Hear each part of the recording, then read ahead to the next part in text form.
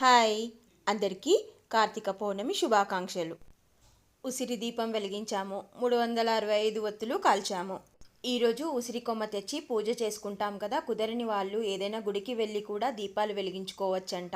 ఈ పూజ మేము ఇదివరకు పొద్దున్నే చేసుకునే వాళ్ళము. కొన్ని సంవత్సరాల నుంచి పొద్దున కుదిరితే పొద్దున, లేదంటే సాయంత్రము, ఆ సమయంలో తిథి ఉంటే చాలు అనుకొని కుదిరినప్పుడు చేసుకుంటున్నాం. కుదిరితే ఉసిరి దీపం కార్తీక మాసం మొత్తం పెట్టుకోవచ్చంట. లాస్ట్ ఇయర్ నాకు ఉసిరికాయలు మంచిగా దొరికాయి. అప్పుడు రోజు సాయంత్రం కూడా ఉసిరి దీపం పెట్టేదాన్ని. ఈ ఇయర్ అలా కుదరలేదు. అన్నట్టు ఆ బటర్ఫ్లైస్ కనిపిస్తున్న కుండీలో తులసి మొక్క ఉంది. చిన్నగా ఉండి అది కనిపించట్లేదు కదా సరిగా. బటర్ఫ్లైస్కి పూజ చేస్తున్నామని అనుకోకండి. ఆ ఉసిరి దీపాలు ఎంత అందంగా కనిపిస్తున్నాయి కదా.